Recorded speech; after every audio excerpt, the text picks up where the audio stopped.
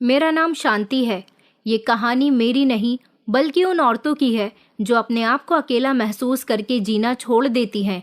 ये कहानी उन औरतों के लिए है जो दुनिया के तानों से तंग आकर अपने आप को घर में कैद कर लेती हैं। ये कहानी उन औरतों की है जो लोगों के बारे में सबसे पहले सोचती हैं और अपने लिए कभी कुछ नहीं सोचती। तो मेरी कहानी सुनकर आप लोगों को एक नया हौसला मिलेगा। मेरी ये कहानी हर उस औरत को सुननी चाहिए जो खुद पर विश्वास नहीं करती और सिर्फ दुनिया वालों के डर से जीती है। मेरा पति इस दुनिया से जा चुका था। मेरे पास 4 साल की बेटी और एक 6 महीने का बेटा था। 2 दिन से मेरा बेटा बुखार में जल रहा था। उसकी दवाई के लिए मेरे पास पैसे नहीं थे। मैं मोहल्ले के हर घर का दरवाज़ा बजाकर आई थी कि कोई मेरी मदद कर दे, कोई मुझे थोड़े से पैसे दे दे ताकि मैं अपने बेटे को डॉक्टर के दिखा सकूं। लेकिन किसी मोहल्ले वाले ने मेरी मदद नहीं की तो मैं अस्पताल चली गई।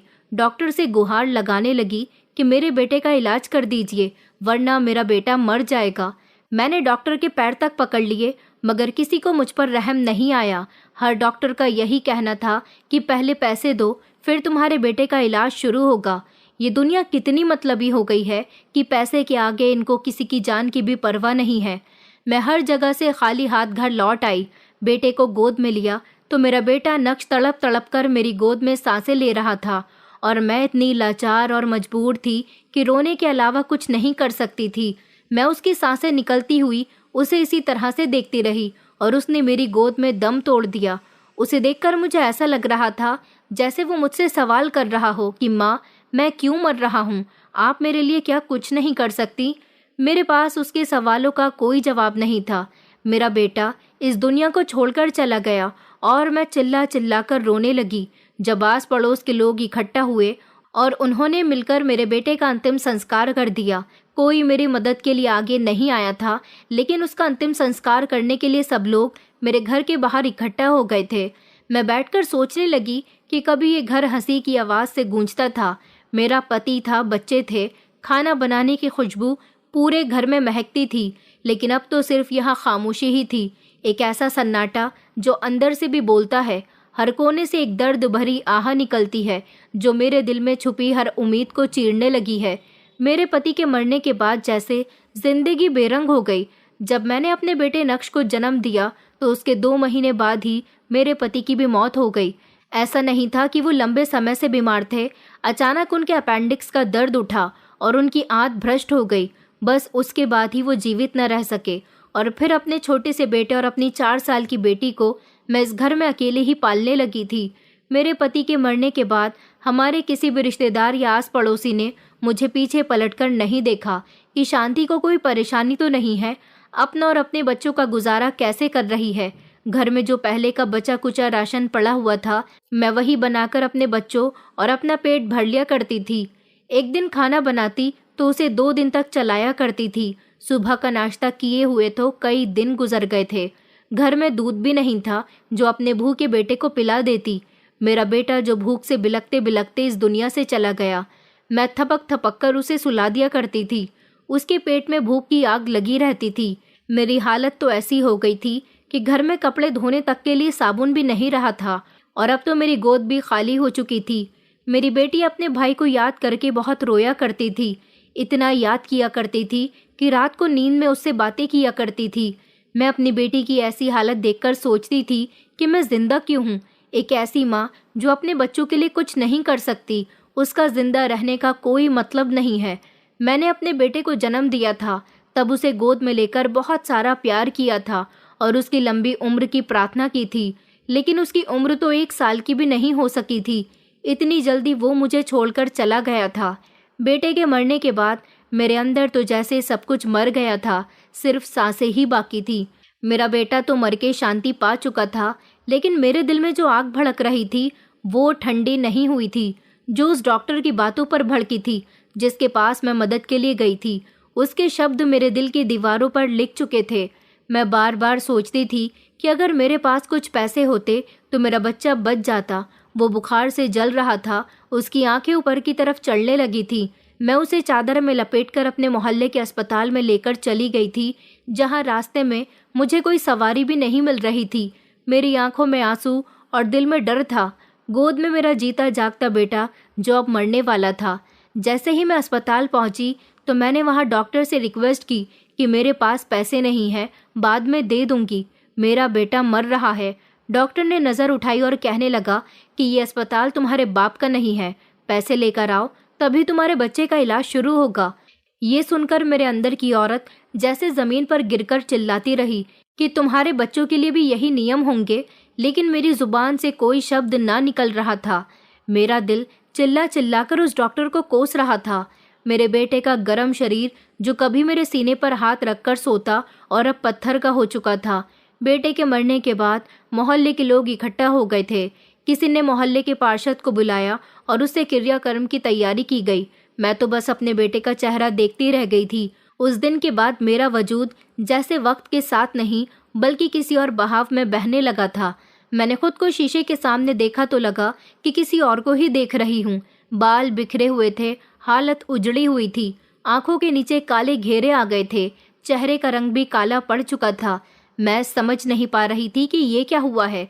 दूसरी तरफ मेरी बेटी, जिसने अपने भाई के मरने का सदमा अपने दिल से लगाया था, वो भी बिल्कुल खामोश बैठी थी। 2 दिन गुजर गए थे, लेकिन हम दोनों माँ बेटी ने कुछ नहीं खाया था।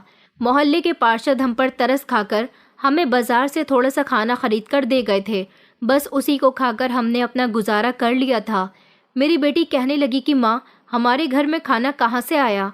मैंने रोती हुई आंखों से कहा कि बेटा, तेरा भाई मर गया है ना, इसलिए कुछ लोग हम पर तरस खाकर हमें ये खाना दे गए हैं, जिनसे 1-2 वक्त के लिए हमारा पेट भर जाए। तो मेरी बेटी, जो कि मासूम थी, उसे नहीं पता था कि वो क्या कह रही है। उसने मुस्कुराकर कहा, तो माँ, कितना अच्छा होता ना, मेरा एक और भाई होता और वो भी मर जाता तो फिर हमें खाना मिलता। मैंने अपनी बेटी को गले से लगा लिया और खूब रोने लगी। मैंने उससे कहा कि नहीं बेटा, ऐसा नहीं कहते, तुझे खाना भी मिलेगा, मैं लेकर आऊंगी तेरे लिए खाना, तुझे भूख लगी है ना? उसने अपना मासूम सा चेहरा हिलाकर कहा कि बहुत तेज भूख लगी है माँ। ऐसे हालात देखकर मैंने खुद से सवाल किया कि क्या यही जिंदगी है?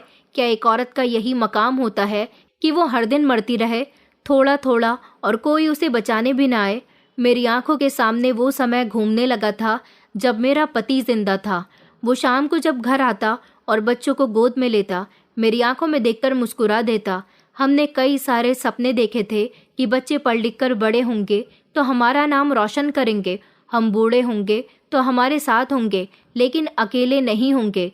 मगर ये सारे सपने धरे के धरे रह गए थे। मैं अपने अंदर की टूटी हड्डियों को जमा करने की कोशिश करने लगी। मैं जानती थी कि अगर अब भी मैंने खुद को नहीं संभाला तो कुछ भी बाकी नहीं रहेगा। घर के कोने में रखे छोटे से सूटकेस में थोड़े से कपड़े रखे हुए थे जो कभी खास मौके पर पहने जाते थे। अब वो कपड़े भी बेकार लग रहे थे। मेरे लिए अब सब कुछ कोई मतलब नहीं रखता था सिवाय एक चीज़ के, मेरे बच्चे, जो कि मेरी जिंदगी का अहम हिस्सा है। मेरे दिल ने मुझे याद दिलाया कि अभी मेरे पास एक बेटी है जो मुझसे आस लगाए बैठी है। मैंने अपनी गोद में लेटी अपनी बेटी मीनू को देखा, जो सो रही थी पर उसके होंठ हिल रहे थे। शायद सपने में किसी से बात कर रही थी। क्या वो अपने मरे हुए भाई से बात कर रही थी? उसे सपने में देख रही थी। क्या वो उसे बुला रही है या खुद उसके साथ जाना चाहती है? मैंने खुद से कहा कि नहीं, ऐसा नहीं होगा, अब सब कुछ बदलना चाहिए, जैसे भी हो, चाहे जितना भी हो। और इसी लम्हे दरवाज़ा ज़ोर से बजने लगा। दरवाज़ा बजने की आवाज़ सुनकर मेरे कदमों से जैसे जान निकल गई। मैं कमरे में ज़मीन पर बैठी थी, लेकिन लगता था कि जैसे ज़मीन मुझे अपने अंदर निगल लेगी। दीवारों का रंग जैसे बदल गया था। वो लम्हा जब मेरा बेटा मेरी आंखों के सामने दम तोड़ रहा था। नींद मेरी आंखों से कोसों दूर जा चुकी थी, भूख भी छिन गई थी, दिल अलग टूटने लगा था। दिमाग में ये बात अलग थी कि जो मेरी बेटी ने कही थी कि माँ, अगर दूसरा भाई होता तो वो भी मर जाता तो तब हमें खाना मिलता। ये बात उसके मुंह से इसलिए निकली थी क्योंकि वो 4 दिन से भूखी थी और उसके नन्हे दिमाग ने इतना ही सीखा था कि अगर इस घर में और कोई भी मरेगा तो उसे खाना मिल जाएगा। अभी मैं यही सब कुछ सोच रही थी कि अचानक फिर से घर का दरवाज़ा ज़ोर ज़ोर से बजने लगा। मैं उठी और दरवाज़ा खोलने के लिए चली गई।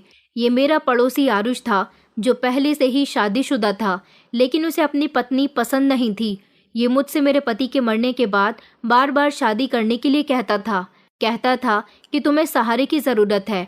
आज भी ये मुझसे वही बात करने के लिए आया था, इसने कहा कि क्या कर रही हो। मैंने उसे दरवाजे पर ही रोक लिया और कहने लगी कि घर के अंदर आने की हिम्मत मत करना, जो भी बात है ऐसे ही बता दो। उसने कहा कि देखो, मैं तुमसे फिर यही कहने के लिए आया हूँ कि मुझसे शादी कर लो। मैं हूं ना तुम्हारे लिए। मेरी पत्नी को इस बारे में कुछ भी पता नहीं चलेगा।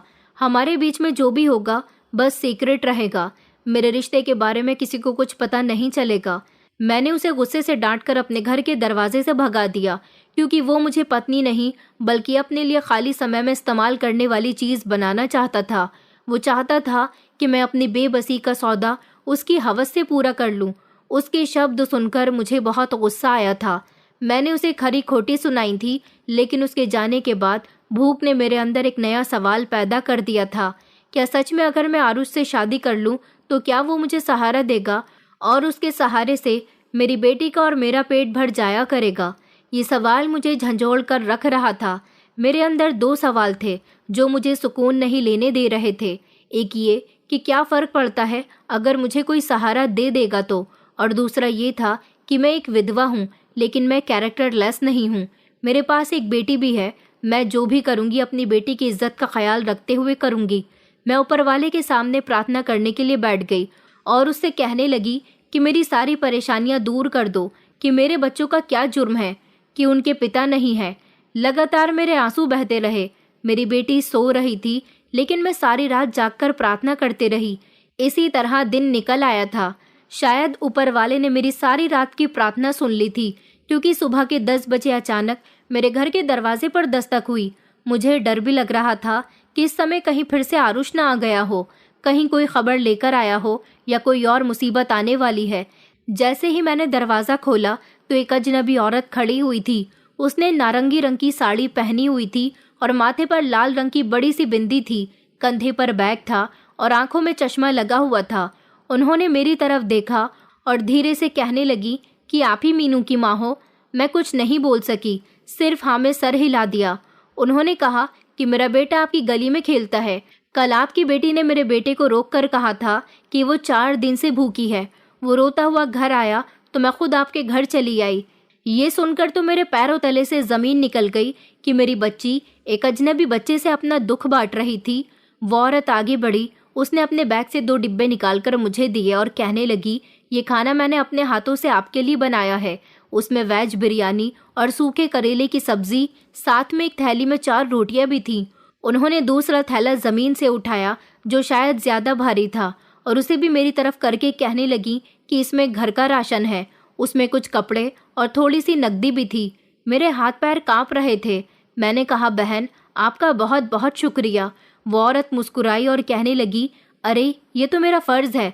मैं एक सोशल वर्कर हूँ। इसी तरह गरीब लोगों को ढूंढ ढूंढ कर उनकी मदद करती हूँ। मैंने उस औरत का बहुत बहुत शुक्रिया अदा किया। उसे अपने घर के अंदर बुलाया मगर वो नहीं आई। उसी समय मैंने खुद से वादा किया कि अब चाहे जो हो जाए मैं आरुष जैसे लोगों के सामने अपना सर नहीं झुकाऊंगी और किसी के आगे कमज़ोर नहीं पड़ूंगी। उस औरत के जाने के बाद मैंने दरवाज़ा बंद नहीं किया। कुछ देर तक मैं वहीं खड़ी रही थी जैसे मैं कोई सपना देख रही हूँ।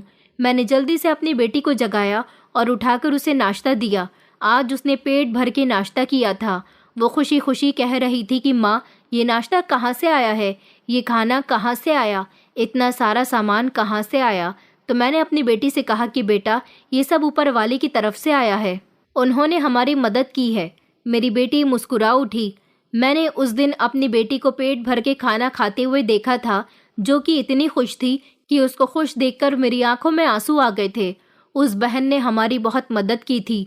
मैंने सारा राशन निकाल कर किचन में रख दिया था और जब रात का खाना मैंने अपने हाथों से बनाया तो पूरे घर में खाने की खुशबू महक उठी थी। कई महीनों के बाद इस घर में खाने की महक घूम रही थी। मैंने अपने घर के चूल्हे में सारा सामान होने के बावजूद खाना बनाया था। ऐसा लगता था जैसे हाथों को नई ताकत मिल गई है। घर का काम करने में हाथ खुद ब खुद काम करने लगे थे। मेरे हाथ जान गए थे कि अब उन्हें रुकना नहीं है, बस अब चलते रहना है, खाना बनाना है और अपनी बेटी को अपने हाथों से खिलाना है। मैं अपनी बेटी के लिए सबसे पहले बाजार जाकर कपड़े खरीद कर लाई थी, उन पैसों से जो उस सामान में नकदी निकली थी। मेरी बेटी कपड़े देखकर बहुत खुश हुई थी और अपने ऊपर लगा लगा कर कह रही थी कि माँ, मैं देखो कितनी सुंदर लग रही हूँ। मैंने मुस्कुराते हुए कहा कि मेरी बेटी तो सबसे सुंदर है। 2 दिन से हम लोगों को पेट भरकर खाना मिल रहा था, जिस पर मैं भी बहुत खुश थी और मेरी बेटी भी। ऐसा लगता था जैसे कई सालों की भूख इकट्ठी हो और अब वो मिट चुकी है। मैं अपनी बेटी को खुश देखती तो ऐसा लगता जैसे मेरे दिल को सुकून मिल गया हो। जिस दिन से मेरा पति मरा, जिस दिन से मेरा बेटा इस दुनिया से गया, उस दिन से हम भूखे प्यासे थे। मुझे ऐसा लग रहा था जैसे अब मेरे अंदर की औरत वापस आ रही है।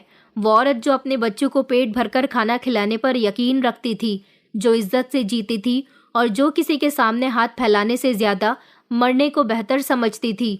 मैंने भी सुकून की जिंदगी जीना शुरू कर दिया था। अभी मैं अपनी बेटी के साथ घर में आराम कर रही थी जब अचानक मेरे घर का दरवाजा बजने लगा। मेरा दिल जोर जोर से धड़कने लगा कि अब दरवाजे पर कौन आया है। मैं तेज कदमों से दरवाजे की तरफ जाने लगी। वहां कोई औरत नहीं बल्कि कोई आदमी खड़ा हुआ था, छोटे कद का। कहने लगा कि मैडम, आप ही शांति जी हैं? मैंने कहा कि जी मैं शांति हूँ। तो उन्होंने कहा कि 3 दिन पहले जो औरत आपके यहाँ खाना लेकर आई थी, मैं उनका पति हूँ। हम दोनों पति पत्नी सोशल वर्कर हैं और हमारी टीम गरीब लोगों को ढूंढ ढूंढ कर उनकी मदद करती है। मेरी पत्नी ने मुझे आपके बारे में बताया था। वो काफ़ी परेशान हो रही थी। दरअसल हम लोग एक सेंटर भी चलाते हैं जिसमें गरीब लोगों को हुनर सिखाए जाते हैं। अगर आप चाहें तो हमारे यहाँ ज्वाइन कर सकती हैं। हम आपको भी हुनर सिखाएंगे ताकि वो आपके काम आ सके, जिससे आपके पास 4 पैसे भी आएंगे। आप पैसे कमा सकोगी और अपनी बेटी की परवरिश भी अच्छे से कर सकोगी, लेकिन आपको खुद पर भरोसा करना होगा। उसकी बात सुनकर मुझे पसीने छूटने लगे। मैंने पलटकर अपनी बेटी की तरफ देखा जो आंगन में बैठी अपने खिलौनों के साथ खेलने में बिजी हो गई थी, और फिर उस आदमी की तरफ। मैंने कहा, भैया आप ये सब क्यों कर रहे हो मेरे लिए? उन्होंने कहा कि हम ये सब आपके लिए नहीं कर रहे, दरअसल हमारा काम ही यही है। हम गवर्नमेंट से जुड़े हुए हैं और हमारी एक बहुत बड़ी टीम है। हमारा सेंटर इसी तरह का काम करता है। आपके लिए ये एक सुनहरा ऑफर है। हमने सोचा कि आप भी हमारी नज़र में एक विधवा और लाचार औरत हो जिसके पास एक छोटी सी बच्ची है, तो क्यों ना आपको भी ये सुनहरा मौका दिया जाए। ये सब सुनकर मेरी आंखों में आंसू आ गए थे। मैंने सर झुकाकर धीरे से कहा कि जी मैं तैयार हूँ। अगले दिन वो मुझे शहर के एक सिलाई सेंटर ले गए थे। मुझसे सिलाई करना नहीं आती थी, लेकिन उन्होंने मुझे वहाँ सिलाई सिखाने का वादा किया था। वहाँ और भी औरतें और लड़कियाँ मौजूद थीं। सबकी आंखों में अपनी एक अलग कहानी बसी हुई थी। सबने अपना कुछ न कुछ खोया था, कुछ न कुछ छोड़ा था, और अब उनके अंदर कुछ पाने का हौसला था। मैंने वहां से अपना पहला कदम बढ़ाया था। मैं डर रही थी, हाथ कांप रहे थे, लेकिन दिल में वही रोशनी थी जो उस अजनबी औरत की आंखों में थी। मैंने सिलाई मशीन पर हाथ रखा तो मुझे ऐसा महसूस हुआ जैसे मेरे अंदर कुछ मजबूत हो रहा है। मैंने फैसला कर लिया था कि अगर आज मैंने अपने लिए एक रास्ता चुना है तो मुझे उस पर चलना होगा, रुकना नहीं। उस दिन के बाद हर दिन मैं कुछ नया सीखती थी। वहाँ पर बहुत बड़ी बड़ी फैशन डिज़ाइनर थी जो हमें सिलाई सिखाया करती थी। मुझसे तो बिल्कुल भी सिलाई नहीं आती थी, इसलिए मुझे शुरुआत से सिलाई सिखाई जाने लगी थी और इसका कोई चार्ज भी नहीं था। यहाँ सब कुछ फ्री में सिखाया जा रहा था ताकि बेसहारा और लाचार औरतें अपने पैरों पर खड़ी हो सकें। मैं सारा दिन सेंटर में मेहनत करती और रात को अपने घर आकर घर के सारे काम निपटाया करती थी। मेरी बेटी अब कभी कभी अपने भाई को याद करने लगी थी। कहती थी कि माँ वो क्यों चला गया। मैं उसको कोई जवाब नहीं देती थी, सिर्फ उसको प्यार करती और दिल ही दिल में सोचने लगती कि बेटी तेरी माँ कमज़ोर नहीं रही, अब जो भी होगा तुम्हारे लिए होगा, इज्जत से और प्यार से। मेरे दिल में एक रोशनी थी जिसने अपने लिए रास्ता बना लिया था। एक दिन मेरे घर पर आरुष आया जिसे नहीं आना चाहिए था, लेकिन फिर भी वो मेरे घर आ गया। उसे लगता था कि मैं भूख से मर रही होंगी, भूख आखिर मुझे झुका देगी।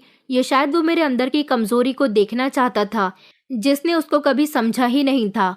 वो एक दिन शाम के वक्त आया जब मैं घर में भी सिलाई की प्रैक्टिस कर रही थी। दरवाज़ा बजा और मैंने दरवाज़ा खोला तो मुझे सामने देखकर मेरे दिल की धड़कन रुक गई थी। ये वही आदमी था जो हमेशा मुझसे शादी को कहा करता था और मुझे पैसे देकर अपने लालच में लेना चाहता था। उसके होठों पर मुस्कुराहट थी जैसे सब कुछ पहले जैसा हो। उसने कहा, शांति कैसी हो? मैंने अपनी आंखें झुका ली। उसे लगता था कि मैं उसकी तसल्ली से टूट चुकी हूँ। उसने कहा, मैं यहाँ से गुजर रहा था तो सोचा कि तुमसे मिलने चलूं। मुझे पता है कि तुम सिलाई सीख रही हो। मैंने जवाब दिया कि हाँ, अभी सिर्फ सीख रही हूँ। वो घर के अंदर आना चाहता था, लेकिन मैंने हाथ फैलाकर उसका रास्ता रोक लिया और कहा कि अंदर कदम मत रखना। मेरे चेहरे के तेवर देखकर वो रुक गया। उसने कहा कि अभी भी तुम्हें मेरी बात समझ नहीं आई। देखो, वक्त बहुत कठिन है। मैं फिर से यही कह रहा हूँ कि मुझसे शादी कर लो। तुम जानती हो ना कि मैं अभी भी तुम्हें चाहता हूँ। उसकी नजरें मेरी तरफ बढ़ रही थी, जैसे वो अपने शब्दों में नरमी लाकर मेरे हौसले की कीमत लगाना चाहता हो। मैंने एक ही झटके से दरवाज़ा बंद कर दिया और कहा कि आइंदा यहाँ पर मत आना। वो ज़ोर ज़ोर से दरवाज़ा बजाता रहा और मैं मन ही मन प्रार्थना करती रही कि वो यहाँ से चला जाए, वरना मोहल्ले वाले तमाशा बनाएंगे। मैं अब वो औरत नहीं रही जो किसी के सहारे पर बैठी रहूं। वैसे भी मैंने वक्त से लड़ने का फैसला कर लिया था। वो काफ़ी देर तक दरवाज़ा बजाता रहा और उसके बाद खुद ही थककर वहाँ से चला गया था। उसके बाद भी वो कई बार आया और कहने लगा कि देखो, मेरी बात को समझने की कोशिश करो, मैं तुम्हारा बुरा नहीं चाहता। मैंने उसे हाथ उठाकर रोक दिया था और कहा कि बस अब बहुत हो गया। आज के बाद तुमने मेरे दरवाजे पर कदम भी रखा तो तुम्हें पूरे मोहल्ले के सामने जलील कर दूंगी और वो बातें बताऊंगी जो तुम अकेले में मुझसे कहते हो। इस बार मैं खामोश नहीं रहूंगी, क्योंकि अब मेरे पास खोने को कुछ नहीं है और डरने को भी कुछ नहीं बचा। मेरी सख्ती देखकर वो खामोशी से वहां से चला गया, कुछ नहीं बोला। वो जैसे समझ गया था कि वो औरत जिसे वो मजबूर और कमजोर समझता रहा, अब वो चट्टान बन चुकी है। दरवाज़ा बंद करके जैसे ही मैं पलटी तो मेरे होठों पर एक बेआवाज़ मुस्कुराहट फैल गई थी जो अंदर से निकली थी। 3 महीने का समय बीतने के बाद मैं पूरी तरह से सिलाई सीख चुकी थी और अब इतनी अच्छी सिलाई करने लगी थी कि मुझे सेंटर में ही ऑर्डर मिलने लगे थे। और पहला ऑर्डर जब मैंने तैयार किया तो वहाँ मेरी मेहनत देखकर सब लोगों ने मेरी बहुत तारीफ की थी और मेरे पहले ऑर्डर की सैलरी भी मुझे दे दी गई थी। अपनी पहली तनख्वाह अपने हाथों में लेकर मुझे बहुत खुशी महसूस हो रही थी। ये खुशी मेरे लिए किसी खजाने से कम नहीं थी। मैं पैसे लेकर घर वापस आई तो मेरी बेटी मेरे गोद में बैठ गई। उसकी आंखें चमक रही थी। कहने लगी कि माँ, आज तो आप बहुत खुश लग रही हो। मैंने उसे गोद में भरा और कहा कि हाँ बेटी, आज तुम्हारी माँ ने अपने हाथों से पैसे कमाए हैं। वो खुश होने लगी और कहने लगी कि माँ, जब मैं भी बड़ी हो जाऊंगी तो पैसे कमाकर लाया करूंगी, हम दोनों मिलकर घर चलाएंगे। मैंने उसको ढेर सारा प्यार किया और आसमान की तरफ देखा जहाँ एक तारा चमक रहा था। शायद वही मेरा बेटा था जो आज अपनी माँ को कामयाब होते हुए देखकर खुश हो रहा था। अभी मेरा ये सफ़र ख़त्म नहीं हुआ था, बल्कि अभी तो बहुत कुछ था जो तय करना बाकी था। लेकिन आज की रात मेरी थी, मेरे सब्र की और मेरी गैरत की। वो दिन मेरे लिए एक नई जिंदगी की शुरुआत थी। वो दिन जब मैंने अपने हाथों से कमाकर अपनी बेटी के लिए रोटी खरीदी थी। वो दिन मेरी जिंदगी का पहला दिन था जब मेरी जिंदगी में किसी तरह की बेइज्जती नहीं थी, बल्कि सुकून था। वो कुछ पैसे मेरे हाथ में आए थे जिनका वजन मेरे कंधों पर लदी हुई सारी जिम्मेदारियों से ज्यादा था। मैंने कभी नहीं सोचा था कि इतना सा पैसा भी किसी के लिए इतनी बड़ी जीत बन सकता है। अब इसी तरह से मुझे ऑर्डर मिलने लगे थे और मैं सेंटर में जाकर जितने ऑर्डर तैयार करती मुझे उतने ही पैसे मिलने लगे थे, क्योंकि मेरा हर ऑर्डर बड़ी सफाई से तैयार हुआ होता था, जो वहाँ के वर्कर्स को भी बहुत पसंद आता था, जिन्हें डिस्प्ले में भी लगाया जाता था। और ये सारे ही सैंपल तैयार होकर बुटीक पर जाते थे, बड़े बड़े बुटीक पर जहाँ से अमीर लोग कपड़े खरीदते थे। मैं धीरे धीरे कामयाब होने लगी थी। जब मैं घर आती तो मेरी बेटी मुझसे लिपट जाती और कहती कि माँ, आप आ गई, मैं आपको कब से याद कर रही थी। मैं जब भी घर आती थी अपनी बेटी के लिए कोई ना कोई खिलौना या खाने पीने का सामान लेकर आती थी, जिस पर वो बेसब्री से मेरा इंतजार किया करती थी। आज भी वो मुझसे लिपटी हुई थी। जब मैंने कहा कि देखो बेटा, मैं तुम्हारे लिए क्या लेकर आई हूँ, मैंने उसके हाथ में थमाया। उसने जैसे ही खोल कर देखा तो खुशी से उछल पड़ी। मैं उसके लिए कुछ किताबें और स्कूल बैग लेकर आई थी, क्योंकि अब उसका स्कूल में एडमिशन होना था। मैं इतनी काबिल तो हो ही चुकी थी कि अपनी बेटी को अपनी मेहनत की कमाई से शिक्षा दिलवा सकती थी। वो तो खुशी के मारे फूली नहीं समा रही थी, क्योंकि उसे स्कूल जाने का बहुत शौक था। मैंने कहा, अब मेरी बेटी स्कूल भी जाएगी, सपना भी देखेगी और उन सपनों को उसकी माँ पूरा भी करेगी। अगले दिन मैं शहर के एक अच्छे प्राइवेट स्कूल में जाकर अपनी बेटी के एडमिशन की बात कर आई थी। और जैसे ही स्कूल का नया सेशन शुरू हुआ तो मेरी बेटी ने स्कूल जाना शुरू कर दिया था।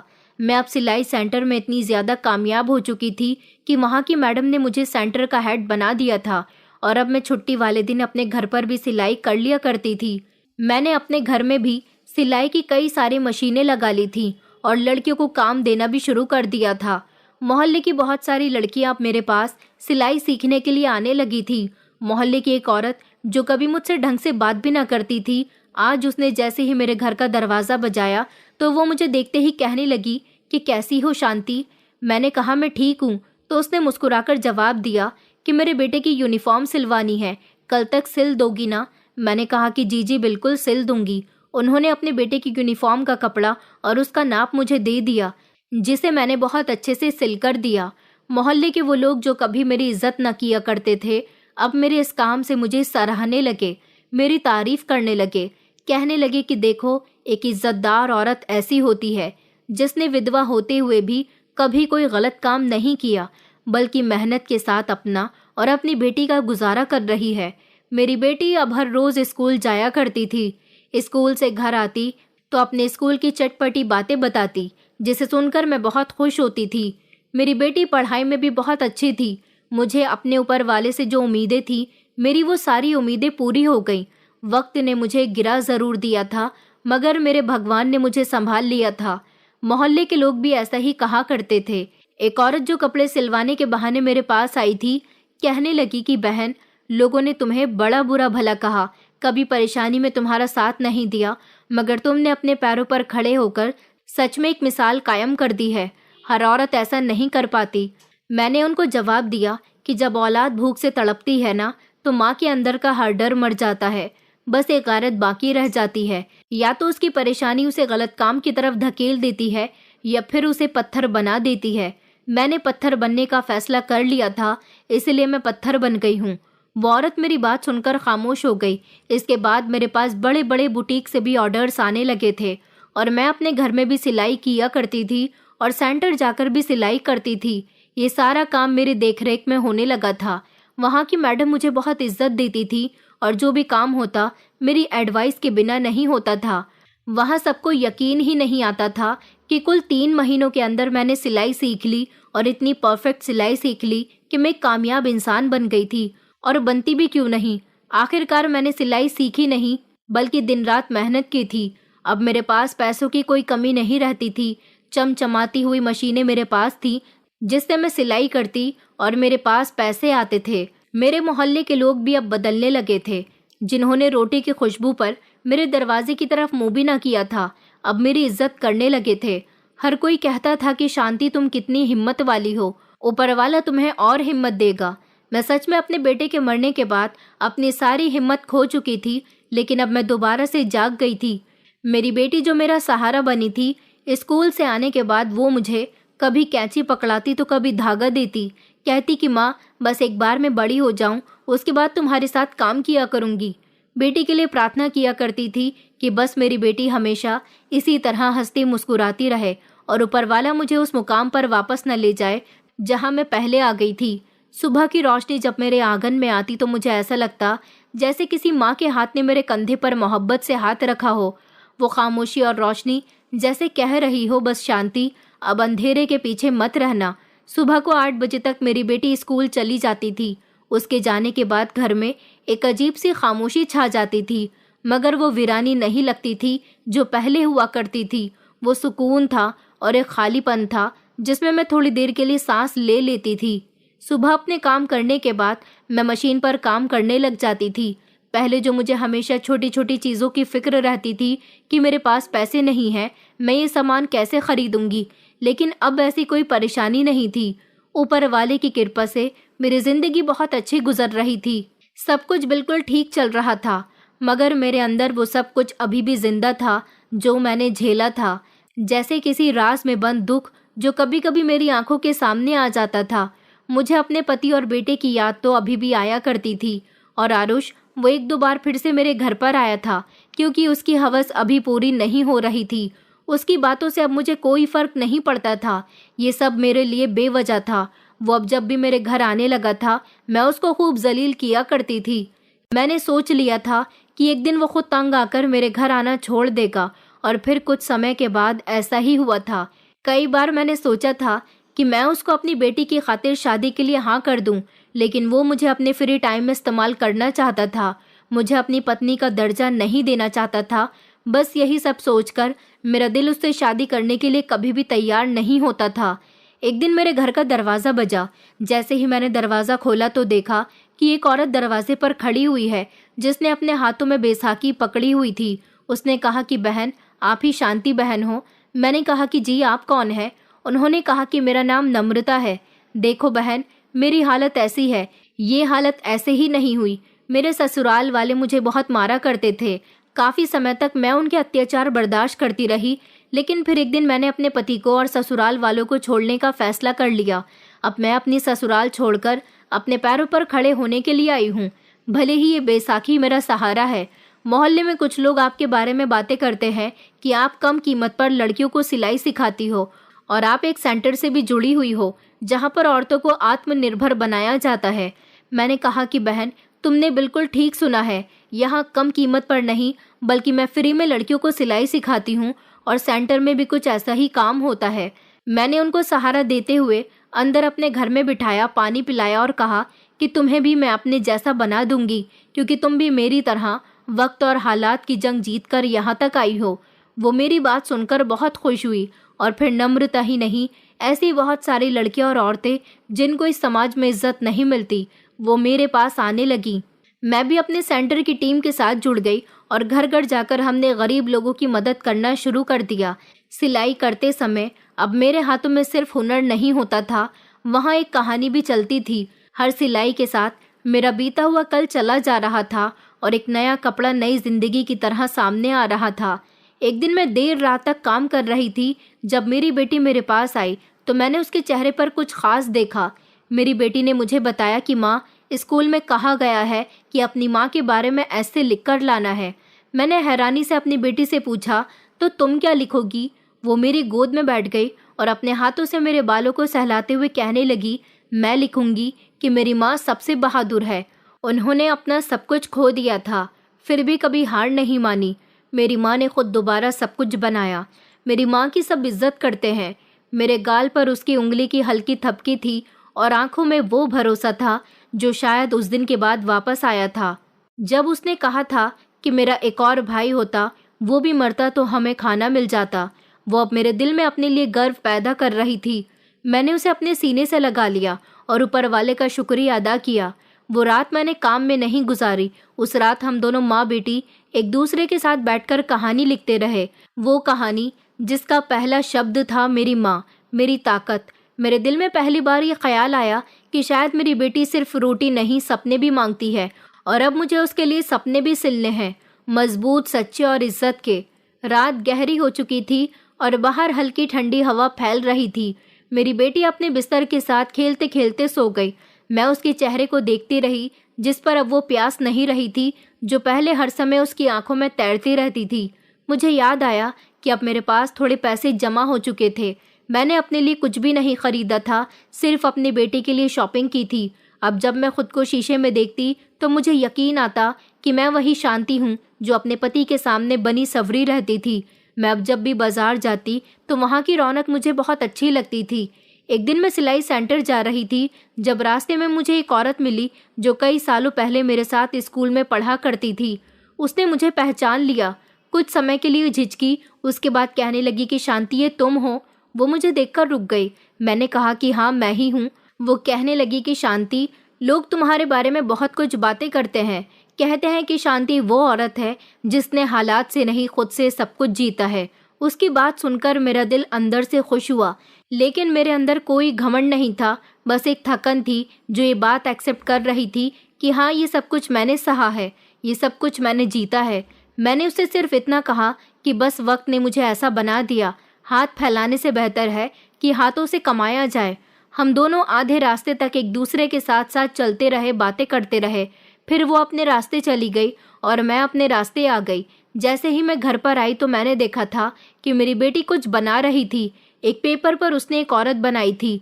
लंबे बाल थे और उसने सफ़ेद रंग के कपड़े पहने थे। मैंने कहा, बेटा ये कौन है? तो उसने कहा कि माँ, ये आप हो।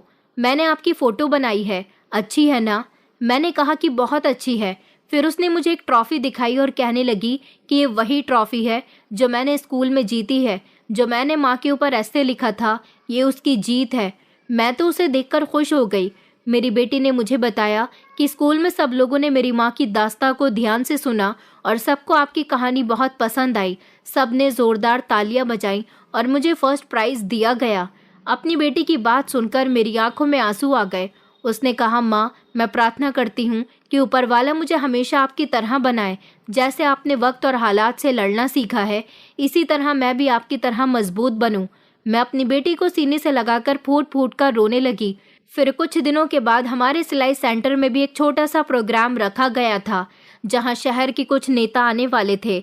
वहां भी मेरी कहानी लोगों के सामने बयां की गई, जिस पर उनकी आंखों में आंसू आ गए और मुझसे स्पीच देने के लिए कहा गया। मैं स्टेज पर खड़ी थी और सिर्फ इतना ही कहना चाहती थी कि जब बेटी भूखी हो तो माँ का ज़मीर ही उसका सबसे बड़ा टीचर बनता है। कमरे में खामोशी सी छा गई। सब लोग खामोशी से मेरी बात सुनने लगे। मैंने कहा कि मैं जानती हूँ कि मैंने बहुत कड़ा वक्त देखा है। भूख की वजह से मेरा बेटा मर गया, उसको ठीक से इलाज भी न मिल सका। हम दोनों माँ बेटी ने बहुत सारा समय भूखे रहकर गुजारा।